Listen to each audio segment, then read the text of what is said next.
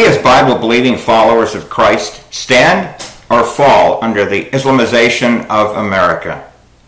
If being politically correct means having a greater fear and respect towards Allah and Islam than it does to hold a greater fear and respect for the one and only true God, namely Jesus Christ, then biblically, any other God or expression of faith is of necessity a false god, an idol before the one and only true God. Jesus said himself, either you are for me or you're against me. True followers of Christ cannot have it both ways. If our government espouses under the false pretense of freedom of expression the spread of Islam or the Islamization of America, and in so doing opposes the free expression of our most fundamental biblical evangelical Christian rights and convictions, to whom then do we ascribe our allegiance? Our government or our God? In other words, when we as true followers of Christ proclaim in the public arena that there is but one true God, and consequently adhere to such unfettered convictions, of necessity mean any other God is a false god or an idol, to even include Islam as being even an abomination to our one and only true God. How is it possible to compromise such conflicting convictions? They are the antithesis one of the other. To preach the uncompromising gospel of Jesus Christ inherently carries with it the message that Islam is a false teaching, Allah is a false god, and that Muhammad is a false prophet. The controversial, threatened Quran burning of Pastor Terry Jones of Gainesville, Florida, whether or not his argument was sound in threatening to burn a single copy of the Quran, nonetheless brought to the surface of our American culture a problem or infection that has been festering ever since President Barack Hussein Obama took office. A litmus test for all true American followers of Christ. When the U.S. federal government under the leadership of President Barack Hussein Obama recently put forth a faulty case in dealing with the Terry Jones Quran burning issue of how expressing anti-Islamic rhetoric and conviction would suddenly threaten our national security, and in so promoting such a false argument, doing nothing more than duping the American public into confusing Christian persecution with his own personal submission to a false god under the auspices of Islam. Did President Barack Hussein Obama violate his public trust to the American people as the President of the United States of America has so clearly prescribed under the U.S. Constitution by wielding his personal influence and subsequent endorsement of Islam by misleading the American public into believing that we would threaten our American troops by the freedom of religious expression that clearly includes the evangelical Christian belief that Islam is a false teaching? What does that say regarding the unfettered proclamation of the gospel of Jesus Christ, when of necessity that uncompromised proclamation carries with it the inextricable import that faith in any other deity or religious expression as a true follower of Christ is nothing more than abandonment or betrayal of our most basic evangelical Christian biblical beliefs? In other words, in so compromising the Christian gospel with a government-tainted bias towards Islam, it does nothing more than forfeit our true American First Amendment Christian rights of religious expression, simply because a sitting president one day arbitrarily decides that having such rights suddenly now becomes not only politically incorrect and inconvenient, but rather conflicts with his own hidden personal agenda, the Islamization of America. For a true confessing follower of Jesus Christ to proclaim that Islam and the God of Allah, to include the Prophet Muhammad, are acceptable, when in truth all are false in complete contradiction to evangelical biblical Christianity. Do we not then suddenly forfeit our constitutional freedom of religious expression in lieu of a sitting president's indiscriminate preference of Islam, simply because he considers it more politically correct or expedient in our international dealings with the rest of the world? And for some unknown reason additionally includes holding out this Islamic bias with an inordinate level of familiarity when dealing with Muslim leaders of the world, has noted in President Barack Hussein Obama's greeting the King of Saudi Arabia, where he performed a bowing greeting to the Saudi Arabian king, a greeting that only a fellow Muslim would extend to another fellow Muslim. Something no other U.S. president has ever done. Bowing down in full acknowledgement of Allah and Islam, has a greeting in publicly recognizing this Islamic king on behalf of the United States of America. Do we see President Barack Hussein Obama showing the same kind of Islamic zeal and bias in his dealings with the Buddhists or the Hindu nations of the world? Do we see our president promoting the rights of the advancement of Buddhism and Hinduism with that type of zeal? When the prophet Elijah challenged all of the false prophets on Mount Carmel in his unapologetic proclamation that there was but one God, did he, before taking such an unpopular position, consult with the Gallup polls of the day, or seek a mutually acceptable place of compromise with any of these false prophets, or seek out the political advisors of the day as to what was most politically correct or expedient while interacting with the provincial or federal government leaders of the day before exercising his faith in the one and only true God? Or had he rather counted the cost, knowing full well that he would stir the status quo like never before by simply choosing to obey his God, the one and only true God, rather than falling prey to the intimidation of mere men, no matter how much political power they wield, to additionally include countering the popular opinion of the day?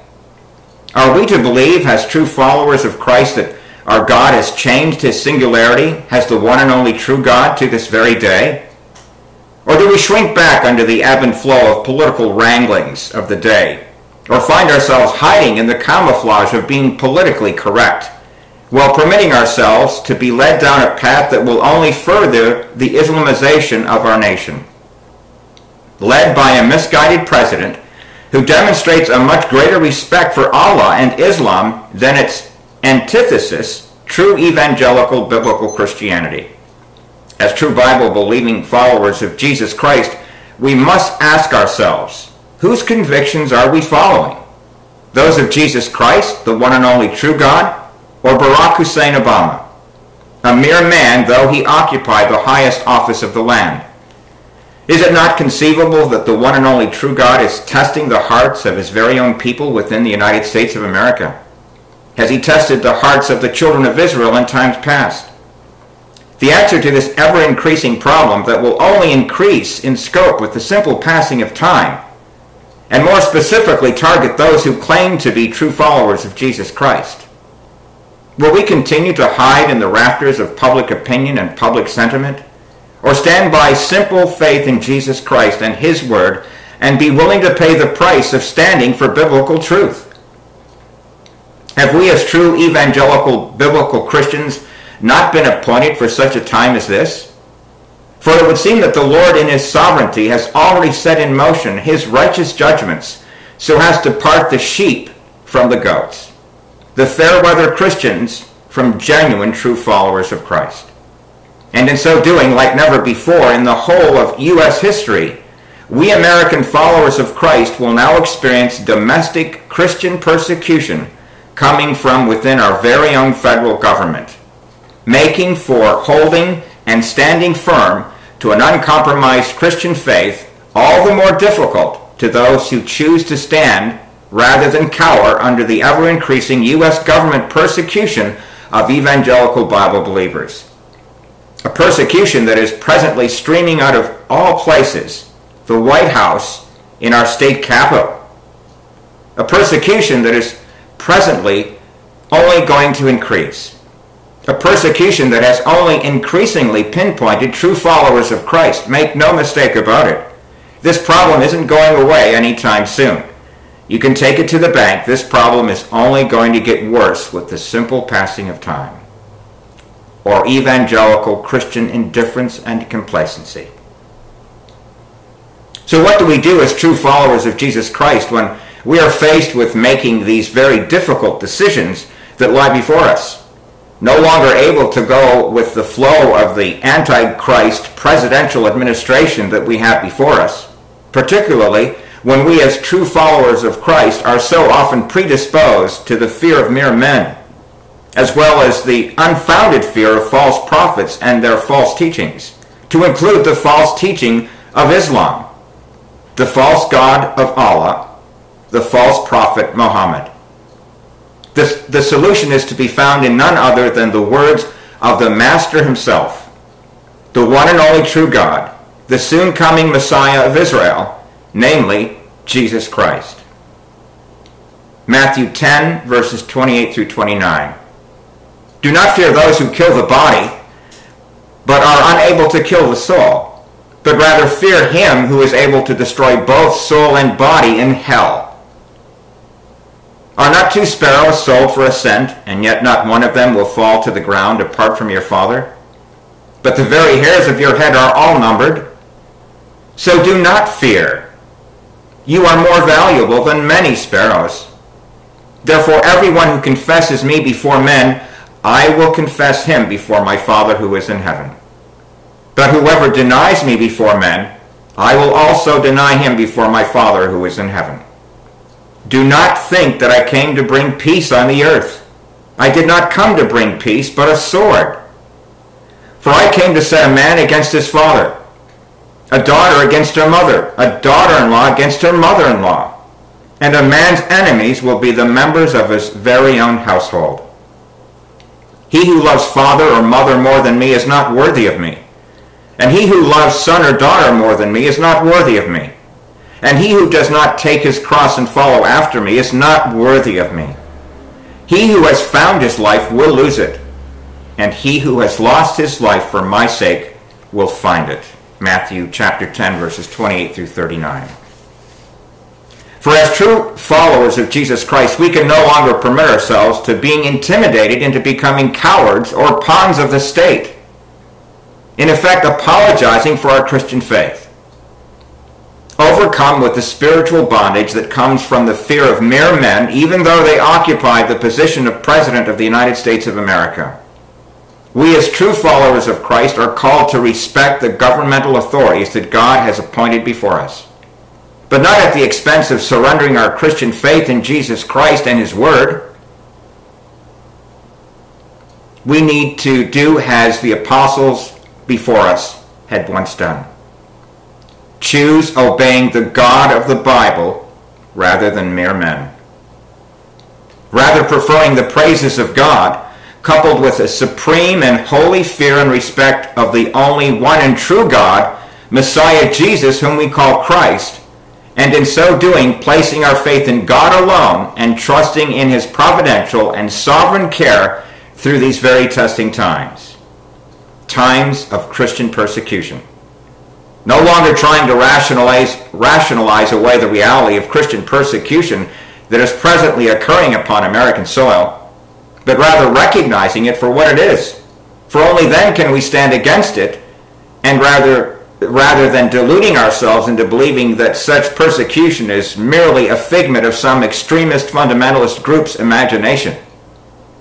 Even as those persecuted Christians over the centuries who have come and gone before us. To include the persecution of brothers and sisters of like precious faith of our present day. Modern-day Christian persecution outside of the United States is taking place like never before in the whole of history. And it's on the increase. Is it surprising that Christian persecution has come to our American shores? For we are no longer a Christian nation. Is it surprising or ironic that some of the most, perhaps the most vehement and savage forms of Christian persecution of all in the whole of our present-day world, that is right now, today, even as we speak, taking place amidst virtually every Islamic or Muslim nation on the face of the earth? Do we stand with courage in Christ alone, or do we cower as cowards, as pawns of the state? Revelation 21 verses 7 and 8 read, "He who overcomes will inherit these things, and I will be his God, and he will be my son. But for the cowardly and unbelieving and abominable, the murderers, immoral persons, sorcerers, and idolaters, and all liars, their part will be in the lake that burns with fire and brimstone, which is the second death. Revelation 21, verses 7 and 8. God bless you.